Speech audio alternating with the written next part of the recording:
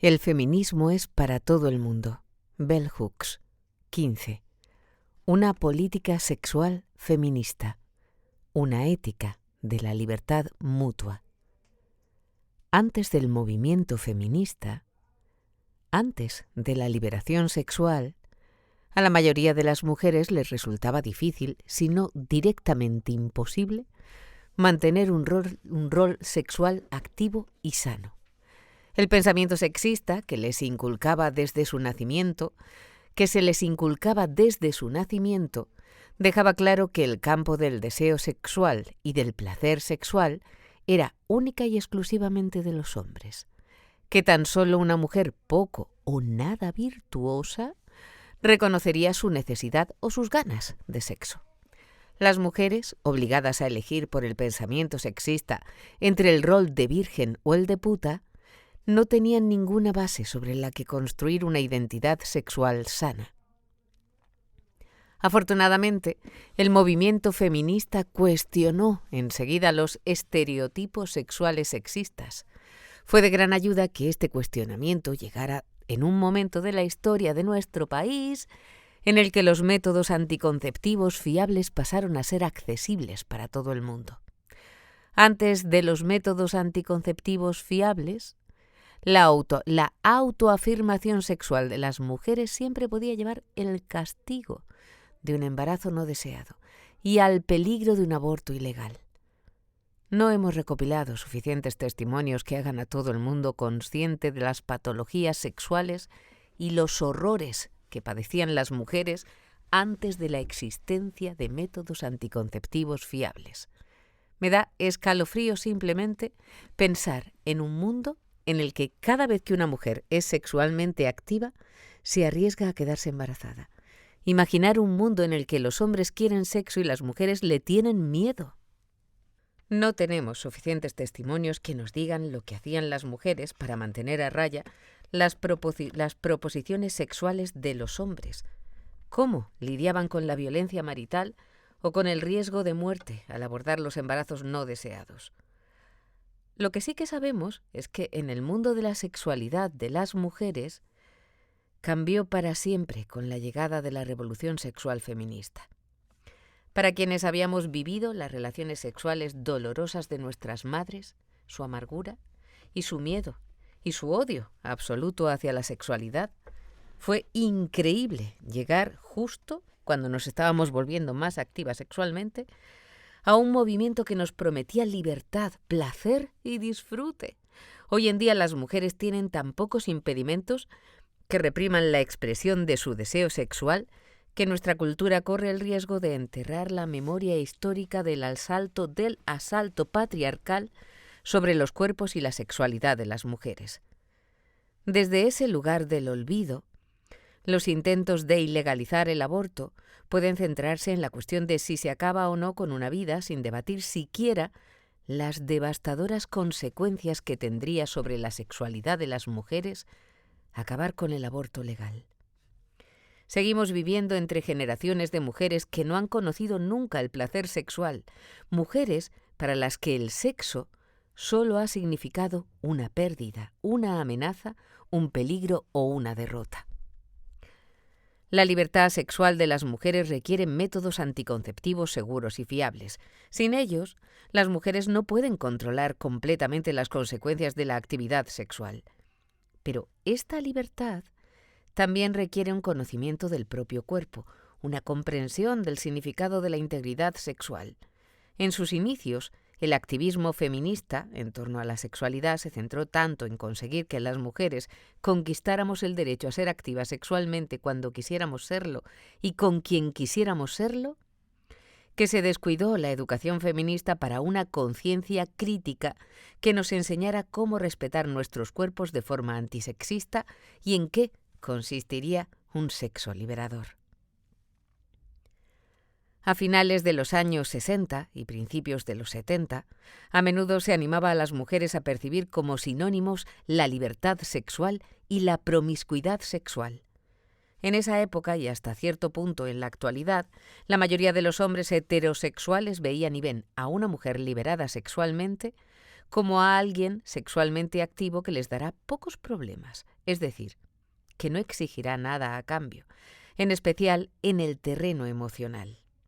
Asimismo, un buen número de feministas heterosexuales pensaban lo mismo, de forma equivocada. Su comportamiento seguía los patrones del modelo proporcionado por los hombres patriarcales. Sin embargo, las mujeres no tardaron mucho en darse cuenta de que la promiscuidad sexual y la liberación sexual no eran lo mismo. Cuando el movimiento feminista estaba en pleno auge, las activistas lesbianas radicales animaban a las mujeres heterosexuales a que reconsideraran sus vínculos con los hombres y plantearon cuestiones de si era o no posible que las mujeres tuvieran en algún momento una experiencia heterosexual liberada en un contexto patriarcal. Este cuestionamiento fue útil para el movimiento. No solo obligó a las mujeres heterosexuales a analizar de forma crítica las prácticas heterosexuales, sino que puso el foco en las lesbianas de una forma que destacaba positivamente su fuerza y revelaba al mismo tiempo debilidades. Algunas mujeres que pasaron de tener relaciones con hombres a elegir a las mujeres porque se vieron seducidas por el eslogan popular de «el feminismo es la teoría y el lesbianismo es la práctica», descubrieron rápidamente que esas relaciones eran tan demandantes emocionalmente y tenían tantas dificultades como cualquier otra.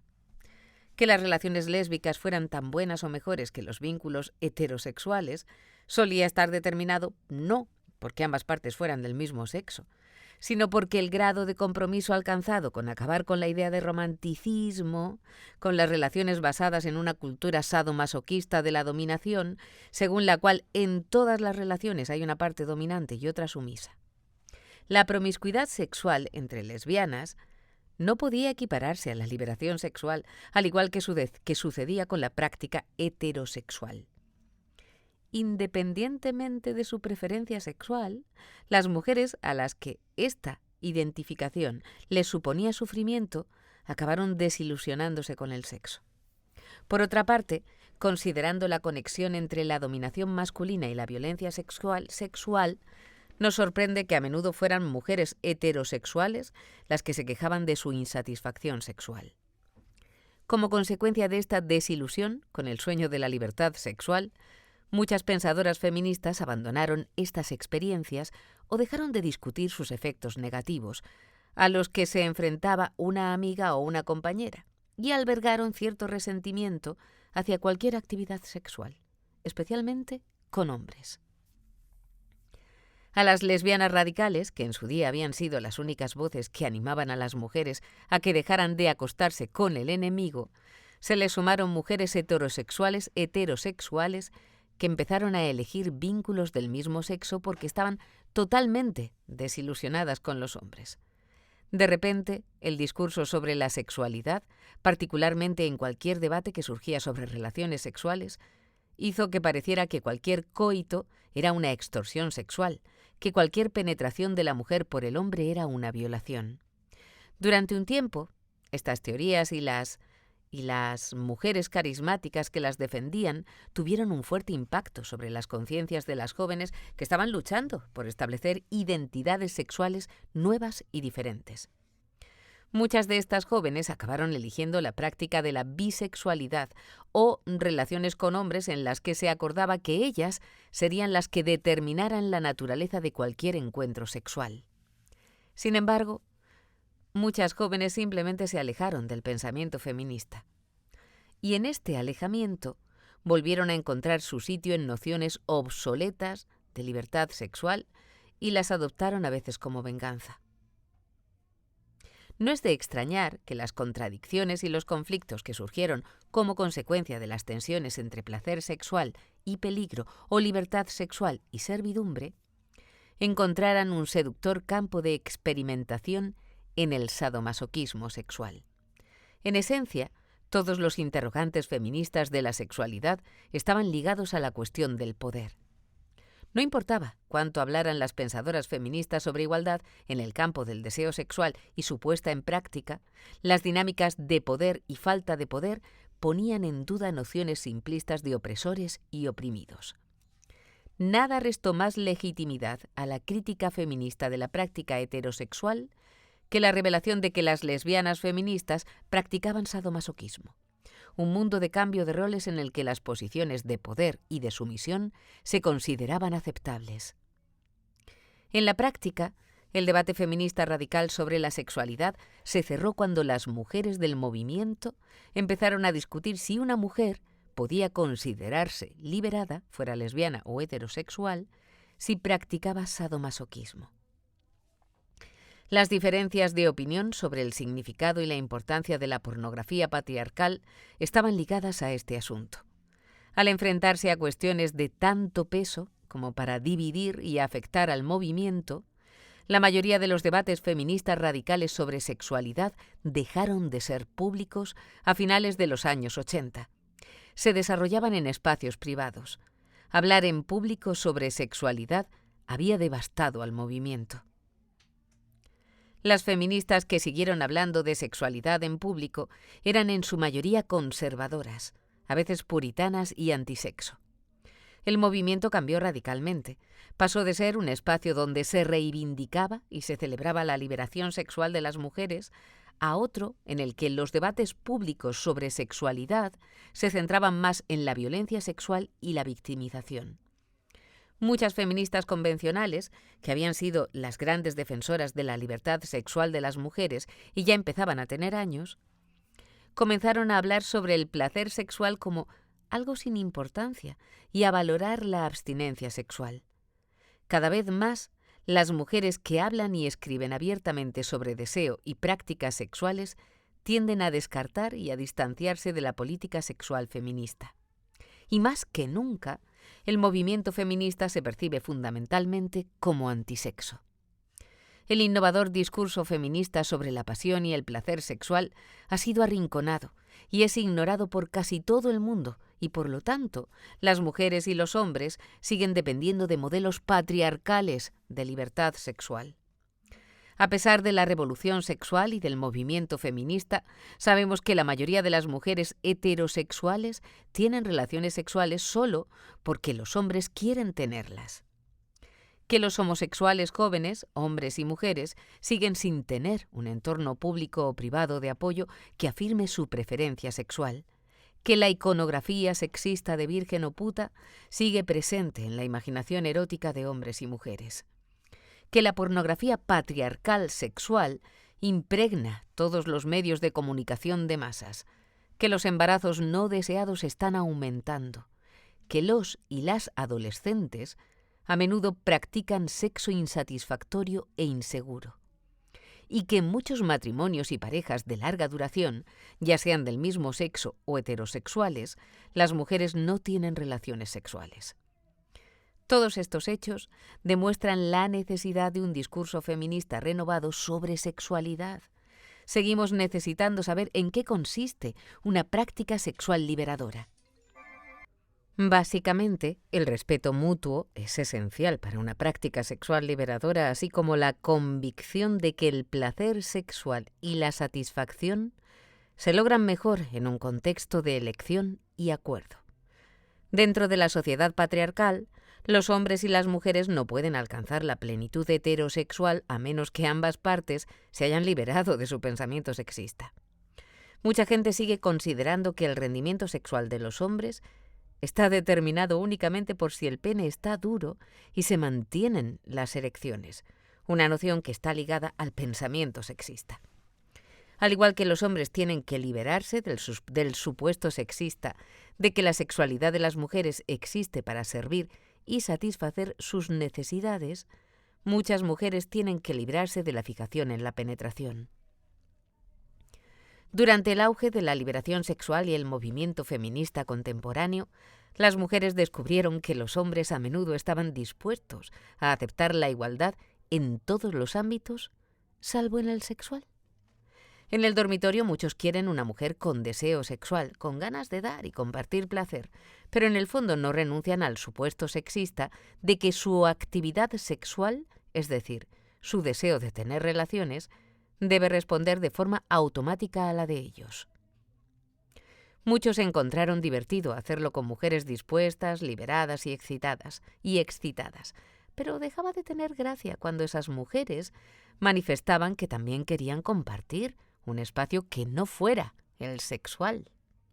A menudo, cuando pasaba esto, los hombres heterosexuales dejaban claro que en ese caso ellos necesitarían igualmente otro espacio de desahogo sexual, lo que revelaba su identificación con un paradigma sexista de propiedad del cuerpo de las mujeres, así como con la noción de que les bastaba cualquier cuerpo femenino. En relaciones liberadoras homosexuales o heterosexuales, ambas partes deberían ser libres para decidir cuándo y con qué frecuencia quieren tener relaciones sexuales, sin miedo a ser penalizados.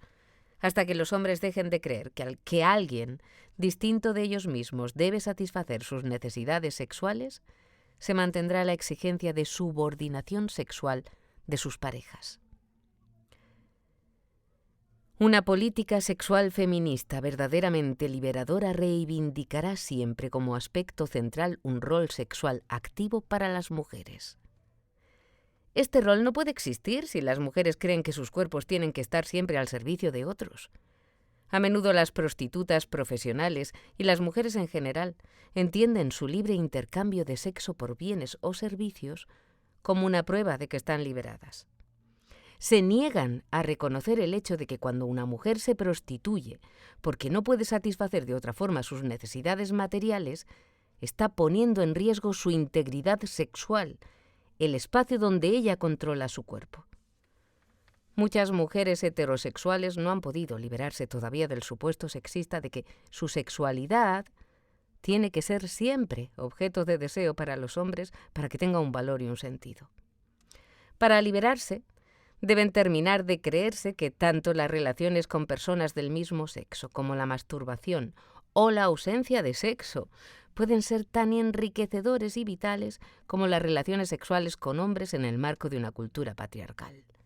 Cuando se van haciendo mayores, muchas mujeres que apostaron por la transformación feminista descubren que deben aceptar nociones sexistas de feminidad y de deseabilidad sexual para mantener relaciones con hombres y que éstos no prefieran a alguien más joven. En cierto modo, las pensadoras feministas radicales tenían razón hace años cuando señalaban que las mujeres solo estaríamos liberadas sexualmente del todo cuando nos viéramos como poseedoras de un valor y de una voluntad sexual propios, independientemente de si somos o no objeto del deseo de los hombres. De nuevo, necesitamos teorías feministas que nos muestren cómo expresar nuestros sentimientos y nuestra identidad sexual en una sociedad que sigue siendo profundamente patriarcal. A pesar de las limitaciones del discurso feminista sobre la sexualidad, el feminismo sigue siendo el único movimiento por la justicia sexual cuya teoría y práctica persiguen el bienestar colectivo. Necesitamos un erotismo del ser que se base en el principio de que tenemos derecho a expresar deseo sexual cuando nos lo pida el cuerpo, así como a encontrar el placer sexual en un etos a favor de la vida. La conexión erótica nos saca del aislamiento y la alienación y nos lleva a la comunidad. En un mundo en el que las expresiones positivas de deseo sexual nos conecten, todas las personas seremos libres de elegir las prácticas sexuales que afirmen y alimenten nuestro crecimiento. Esas prácticas pueden optar por la promiscuidad o por la castidad, por abrazar una identidad y preferencia sexual específica o por elegir un deseo cambiante.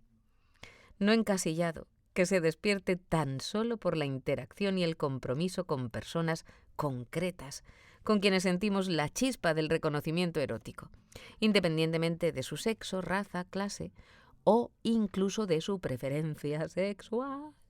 Los debates feministas radicales sobre sexualidad deben salir a la luz para que el movimiento hacia la liberación sexual pueda volver a empezar. 16. Plenitud total, lesbianismo y feminismo. A veces es difícil saber qué llegó primero, si el movimiento por la liberación de las mujeres o la revolución sexual. Para algunas activistas ambos tuvieron lugar a la vez y mezclados. Esto fue sin duda cierto para muchas mujeres bisexuales y lesbianas que formaron parte de la primera vanguardia feminista contemporánea. Estas mujeres no acabaron en el feminismo por ser lesbianas. Muchas lesbianas no estaban metidas en política. Eran conservadoras y no deseaban hacer nada radical. Las lesbianas y las bisexuales que ayudaron a formar la vanguardia por la liberación de las mujeres se hicieron feministas porque ya estaban comprometidas con políticas de izquierdas y estaban luchando contra los límites impuestos por la clase, la raza y la sexualidad.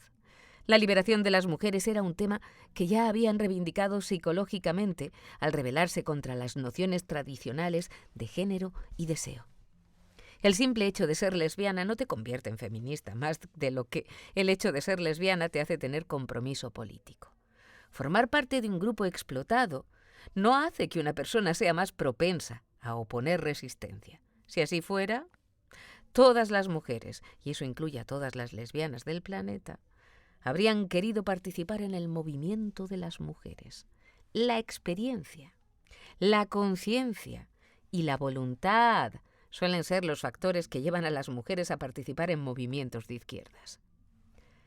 Después de haber aportado en la sombra tanto en las tareas reproductivas como en el campo del pensamiento radical en los círculos socialistas y en los movimientos militantes por los derechos civiles y por el Black Power, algunas mujeres radicales, con diferentes trayectorias de vida, estaban listas para reivindicar sus propios derechos, estaban listas para el movimiento feminista. Y entre las más listas y valientes, auténticas visionarias, se encontraban y se encuentran muchas mujeres lesbianas. Yo llegué al feminismo antes de haber tenido mi primera experiencia sexual. Era una adolescente. A mi mundo no había llegado nada sobre los derechos de las mujeres, pero sí sabía algo sobre la homosexualidad. En el mundo de mentes estrechas del fundamentalismo religioso sureño del apartheid radical, racial, en nuestra comunidad negra, las personas gays eran conocidas y a menudo tenían un estatus especial. Con frecuencia eran hombres de clase alta. La homosexualidad entre hombres estaba más aceptada que el lesbianismo. Las lesbianas en nuestra pequeña y segregada comunidad negra generalmente estaban casadas. Ellas sabían quiénes eran en realidad y solo dejaban que se conociera su verdadero yo a puerta cerrada, en reuniones y fiestas secretas. Una de las mujeres acusadas de ser lesbiana eligió ser mi mentora. Una mujer profesional, una lectora, una pensadora, una juerguista. La admiraba profundamente. Cuando mi padre se quejó de nuestra relación diciendo que era rara, mi madre protestó e insistió en que la gente tenía derecho a ser quien es, a ser quien es. Cuando unos chicos adolescentes acosaron y se burlaron cruelmente del hombre gay que vivía al otro lado de nuestra calle, mi madre protestó y nos dijo que era un hombre responsable y bondadoso, que debíamos respetarlo y quererlo. Yo era una defensora de los derechos de las personas gays mucho antes de que conociera la palabra feminismo. Mi familia temía que fuera lesbiana mucho antes de que se preocuparan porque no me fuera a casar nunca. Y yo ya iba camino de ser un auténtico bicho raro porque sabía que siempre elegiría ir donde me llevara el corazón, en cualquier dirección y en todas ellas. Cuando escribí mi primer libro, Ain't a Woman, Black Women and Feminism, ya estaba vinculada con el movimiento feminista, en el que había mujeres heterosexuales, bisexuales y abiertamente gays. Éramos jóvenes. Y en aquellos días algunas nos sentíamos presionadas para demostrar que estábamos radicalmente comprometidas con el movimiento, compartiendo nuestras políticas y nuestros cuerpos con mujeres. La lección que todo el mundo aprendió en esos días fue que las prácticas sexuales transgresoras no la convertían a una en progresista políticamente. Cuando salió mi primer libro y fui criticada por algunas mujeres lesbianas negras, me quedé estupefacta. Me acusaron de ser homófoba, porque no había nada sobre el lesbianismo en mi libro. Esa ausencia no era un indicador de homofobia. No hablé sobre sexualidad en el libro. No estaba lista, no sabía lo suficiente. Y si hubiera sabido más, lo habría señalado de tal modo que nadie habría podido etiquetarme como homófoba. Lo que aprendí de las lesbianas poderosas y bondadosas que conocí siendo niña, una lección que me ha acompañado siempre, es que las mujeres no necesitamos depender de un hombre para nuestro bienestar y nuestra felicidad, ni siquiera para nuestra plenitud sexual. Este hecho abrió un mundo de posibilidades para las mujeres. Amplió las opciones. Nunca sabremos cuántos millones de mujeres permanecen en relaciones con hombres sexistas y dominantes simplemente porque no pueden imaginarse una vida en la que puedan ser felices sin hombres, estén o no satisfechas sexual y emocionalmente con los hombres en sus vidas.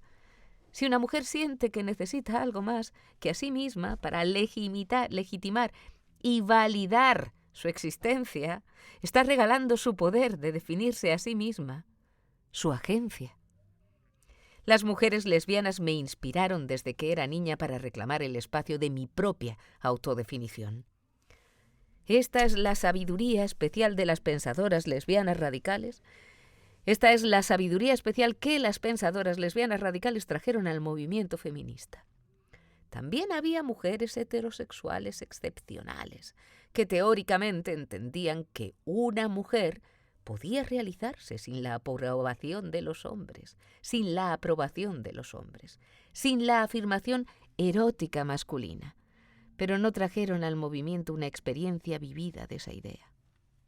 En las primeras etapas del movimiento feminista utilizábamos la expresión mujer identificada con mujeres y mujer identificada con los hombres, para distinguir a las activistas que no eligieron el lesbianismo, pero que decidieron identificarse con las mujeres, lo que quería decir que su existencia ontológica no dependía de la afirmación de los hombres.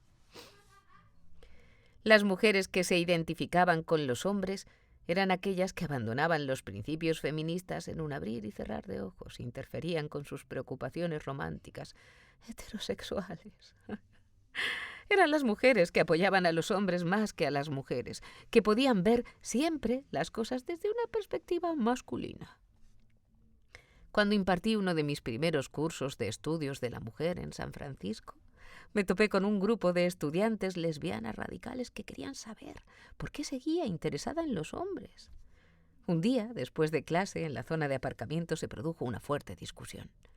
En ese momento, una estudiante lesbiana negra mayor, que había trabajado en la industria del sexo y había tenido muchos encuentros sexuales con hombres, aunque mantenía clara su identidad lesbiana, defendió mi honor feminista diciendo: «Es una mujer identificada con las mujeres que tiene sexo con hombres. Es su derecho y sigue comprometida con la causa». Mantener la lealtad a las políticas feministas fue un tema central de debate en los círculos feministas a mediados de los años 80, dado que muchas mujeres los estaban abandonando. Aunque las pensadoras o activistas lesbianas habían sido la vanguardia y habían influido en las dimensiones radicales del movimiento, a medida que las mujeres ganaron más derechos, su presencia y su aportación fueron a menudo olvidadas. Muchas de las lesbianas más radicales y valientes del movimiento eran de clase trabajadora. Por lo tanto, no contaban con las credenciales necesarias para ascender en los círculos académicos. La academización del feminismo reinscribió las jerarquías heterosexistas, por las que a las mujeres heterosexuales con currículum a menudo se les mostraba más respeto y se les daba más importancia, incluso si no habían participado nunca en el movimiento de mujeres fuera de la academia. En lo que se refería a la cuestión de la diferencia, a expandir la teoría y la práctica feministas para incluir la raza y la clase, las pensadoras lesbianas iban por delante y estaban entre las más dispuestas a cambiar sus perspectivas. En muchos casos, porque ellas comprendían desde la experiencia lo que significaba ser explotadas u oprimidas por no conformarse a las normas generalizadas. Estas lesbianas, visionarias, estaban mucho más dispuestas a cuestionar la supremacía blanca que sus camaradas heterosexuales y estaban más dispuestas a estrechar sus vínculos con todos los hombres. La gran mayoría de las mujeres heterosexuales, fueran o no feministas activas, estaban más preocupadas por sus relaciones con los hombres. Nuestra libertad como mujeres de elegir a quién amamos, con quién compartimos nuestros cuerpos y nuestras vidas, ha aumentado enormemente gracias a las luchas de las mujeres lesbianas radicales en nombre tanto de los derechos de las personas gays como de los derechos de las mujeres. Dentro del movimiento feminista, tanto antes como ahora, las lesbianas siempre han tenido que enfrentarse a la homofobia. En buena parte, igual que todas las mujeres de color que, independientemente de su preferencia sexual o identidad, tenían que enfrentarse al racismo.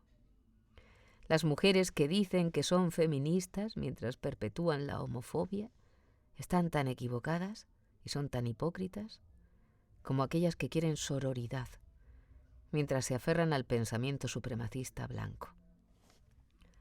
Los medios de comunicación convencionales siempre han elegido a mujeres heterosexuales para representar lo que significa el movimiento feminista. Cuanto más heterosexuales, mejor. Cuanto más glamurosa sea, más se puede utilizar su imagen para atraer a los hombres. Las mujeres identificadas con las mujeres, ya seamos heterosexuales, bisexuales o lesbianas, rara vez hacemos de la obtención de la aprobación masculina una prioridad en nuestras vidas. Por eso es por lo que somos una amenaza al patriarcado. Por eso es por lo que somos una amenaza al patriarcado. Las mujeres lesbianas, que tienen una mentalidad patriarcal, son mucho menos peligrosas para el patriarcado que las mujeres feministas, gays o heterosexuales que han apartado su mirada y su deseo del patriarcado, de los hombres sexistas. Hoy en día, la gran mayoría de las lesbianas, al igual que sus homólogas heterosexuales, no participan en la política radical. Algunas pensadoras lesbianas activas en el movimiento feminista encuentran difícil enfrentarse a la realidad de que las lesbianas pueden ser tan sexistas como las heterosexuales. La idea utópica de que el feminismo era la teoría y el lesbianismo la práctica se vio continuamente desmentida por la realidad. La mayoría de las lesbianas que vivían en una cultura patriarcal, capitalista, supremacista, blanca, construían sus relaciones de pareja usando los mismos paradigmas de dominación y sumisión que sus homólogas heterosexuales. Construir uniones mutuamente satisfactorias en las que ninguna parte se vea subordinada es tan difícil de conseguir en las relaciones lésbicas como en las heterosexuales. La revelación de que en las relaciones lésbicas también se daban casos de violencia doméstica fue la primera pista de que la igualdad entre las mujeres no era inherente a las uniones del mismo sexo. Por otro lado, las lesbianas feministas estaban mucho más dispuestas a hablar abiertamente de su participación en prácticas sadomasoquistas que sus homólogas heterosexuales. Las feministas sexualmente conservadoras, gays y heterosexuales, consideraban y siguen considerando inapropiados los rituales sexuales consensuados de dominación y sumisión. Y los ven como una traición a los ideales feministas de libertad. Su juicio absoluto y su negativa a respetar los derechos de todas las mujeres, a elegir qué prácticas sexuales se encuentran más satisfactorias, es en la actualidad la postura que más debilita al movimiento feminista. Hay muchas mujeres que nunca entenderán qué hacen juntas dos mujeres sexualmente, que nunca desearán sexualmente a otra mujer, pero que siempre apoyarán el derecho de las mujeres a elegir ser lesbianas o bisexuales.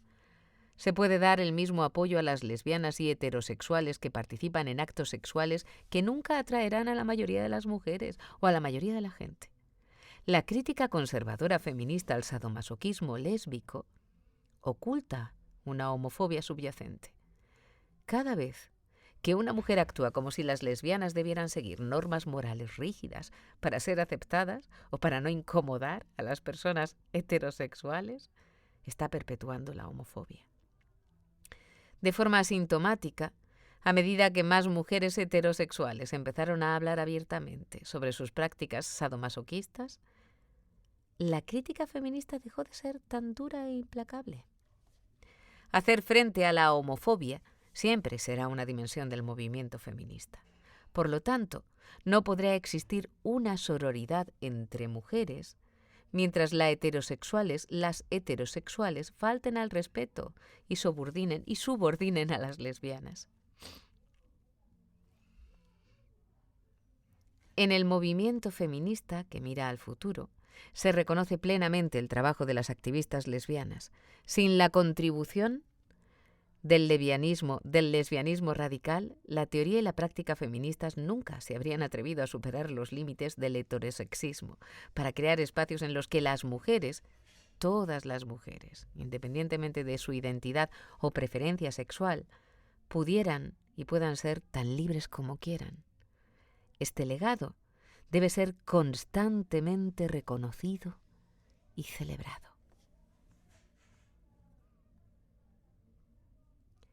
17. Volver a amar. El corazón del feminismo. Si mujeres y hombres quieren conocer el amor, deben buscar el feminismo. Sin el pensamiento y la práctica feminista nos falta la base para crear vínculos afectivos. Desde el principio, la profunda desilusión con las relaciones heterosexuales fue lo que condujo a muchas mujeres hacia el movimiento de liberación. Muchas de ellas se sintieron engañadas por las promesas de amor y de felicidad eterna al casarse con hombres que rápidamente dejaban de ser el príncipe azul y se transformaban en el dueño y señor patriarcal de la casa. Esas mujeres heterosexuales trajeron al movimiento su amargura y su rabia. Unieron su despecho con el de las lesbianas, quienes también se sentían traicionadas por sus vínculos románticos basados en valores patriarcales.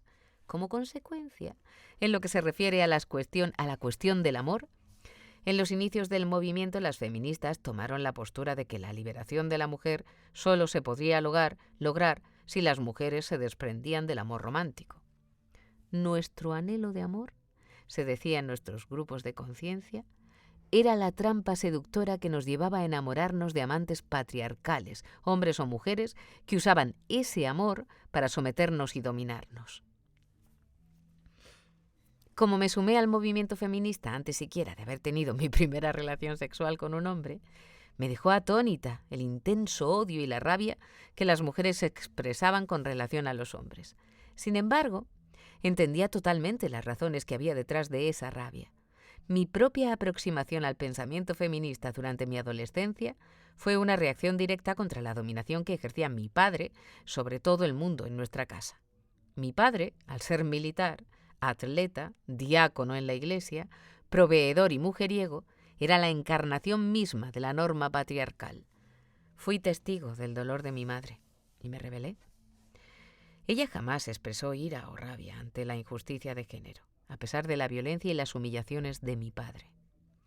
Cuando asistí a mi primer grupo de conciencia y escuché a mujeres de la edad de mi madre expresar su dolor, su duelo y su rabia, me quedaron claras las razones que había detrás de su insistencia en que las mujeres se apartaran del amor. Pero yo seguía queriendo el amor de un hombre bueno y seguía creyendo que podría encontrarlo. Estaba completamente segura de que ese hombre debía estar comprometido con la política feminista. A principios de los años 70, las mujeres que querían estar con hombres se enfrentaron al reto de acercarles al feminismo. Sabíamos que si no eran feministas, la felicidad no podría durar mucho. Lo que se entiende mayoritariamente como amor romántico en una cultura patriarcal nos vuelve inconscientes, impotentes, hace que perdamos el control. Las pensadoras feministas llamaron la atención sobre el hecho de que esta noción del amor servía a los intereses de mujeres y hombres patriarcales. Esta noción apoyaba la idea de que se puede hacer cualquier cosa en nombre del amor: pegar a alguien, restringir sus movimientos e incluso matar a alguien, llamarlo crimen pasional y declarar que la amaba tanto que tuve que matarla. El amor en la cultura patriarcal está unido a la idea de posesión y a paradigmas de dominación y sometimiento, por los que se asume que una persona da amor y la otra lo recibe. Dentro del patriarcado, los vínculos heterosexistas se formaban a partir de la idea de que las mujeres, que están conectadas con las emociones y el cuidado, darían su amor a los hombres, y a cambio, los hombres, que están conectados con el poder y la fuerza, serían los proveedores y protectores. Sin embargo, en muchas familias heterosexuales, los hombres no respondían a los cuidados recibidos y eran más bien tiranos que abusaban de su poder injustamente para que se hiciera lo que ellos querían. Desde el principio, las mujeres heterosexuales llegaron al movimiento de liberación de las mujeres para poner fin a su angustia y romper los lazos del amor. En esa época, también estaba en primer plano el deseo de no vivir solo para los hijos y las hijas. Esto también se presentó como otra trampa del amor que impedía que las mujeres pudieran realizarse plenamente. El feminismo nos advertía de que las madres que intentaban salir a través de sus hijos e hijas, de vivir a través de sus hijos e hijas, se convertían en monstruos dominantes e invasivos, capaces de impartir castigos crueles e injustos. Quienes llegaban jóvenes a la política feminista a menudo se rebelaban contra sus madres dominantes. No queríamos convertirnos en ellas, queríamos que nuestras vidas fueran lo más opuesto posible a las suyas. Una manera de asegurarnos de que seríamos diferentes era, sencillamente, no tener descendencia. Al principio, la crítica feminista del amor no era lo suficientemente compleja. En vez de cuestionar específicamente los supuestos patriarcales sobre el amor, presentaba al amor como el problema en sí. Debíamos evitar el amor, poner en su lugar la búsqueda de derechos y poder. Pero nadie habló del riesgo de que las mujeres enfriaran sus sentimientos hasta tal punto que acabaran cerrándose emocionalmente por completo, igual que los hombres patriarcales o las mujeres como ellos, a quienes rechazábamos en nombre de la rebelión feminista. Y en general, esto fue lo que sucedió. En vez de repensar el amor e insistir en su importancia y su valor, el discurso feminista sobre el amor simplemente se detuvo ahí. Las mujeres que querían amor, especialmente en relación con los hombres, tuvieron que ir a otros lados en su búsqueda de entender cómo podrían encontrar ese amor. Muchas de esas mujeres se alejaron de la política feminista porque sentían que negaba la importancia del amor, de las relaciones familiares y de la vida construida en comunidad con otras personas. Las pensadoras feministas más adelantadas tampoco estaban seguras sobre qué decir a las mujeres sobre el amor. En mi libro Feminist Theory, From Margin to Center, escribí acerca de la necesidad de que las líderes feministas trajeran al activismo feminista el espíritu del amor. Deberían tener la capacidad de mostrar amor y compasión, de mostrar este amor a través de sus acciones y de poder entablar un diálogo con éxito. Aunque compartí mi creencia de que el amor actúa para transformar la dominación, en ese momento no escribí en profundidad sobre la importancia de crear teorías feministas que ofrecieran a todo el mundo una visión liberadora del amor. Visto en retrospectiva, es evidente que al no crear un discurso feminista positivo sobre el amor, especialmente en relación con la heterosexualidad, permitimos que los medios de comunicación de masas patriarcales representaran a la totalidad del movimiento feminista como un movimiento político basado en el odio en vez de en el amor. Muchas mujeres que querían tener vínculos con hombres sentían que no podrían cultivar esos lazos y estar al mismo tiempo comprometidas con el movimiento feminista. En realidad, tendríamos que haber hecho saber al mundo que el feminismo haría posible que hombres y mujeres conocieran el amor. Ahora ya lo sabemos. El feminismo del futuro es una práctica política sabia y amorosa. El compromiso de acabar con la dominación se encuentra en la esencia misma de nuestras políticas. El amor jamás se podrá construir en una relación basada en la dominación y la extorsión. La crítica feminista radical de las nociones patriarcales del amor no estaba equivocada. Sin embargo, tanto las mujeres como los hombres necesitábamos algo más que una crítica, más que saber dónde nos habíamos equivocado en nuestros caminos hacia el amor. Necesitábamos una visión feminista alternativa. Aunque muchas nos estábamos acercando al amor en nuestra vida privada, un amor construido desde la práctica feminista, no fuimos capaces de abrir una discusión feminista amplia sobre el amor que contrarrestara la centralidad de las facciones feministas que estaban en contra del amor.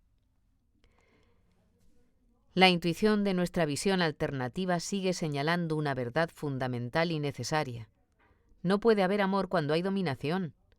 El pensamiento y la práctica feminista dan mucha importancia al valor del crecimiento mutuo y la autorrealización de las parejas y en la crianza. Esta visión de relaciones, en las que se respeten las necesidades de todas las partes, en las que todos disfruten de derechos y nadie tenga miedo a la subordinación o al abuso, va en contra de toda la estructura patriarcal de las relaciones.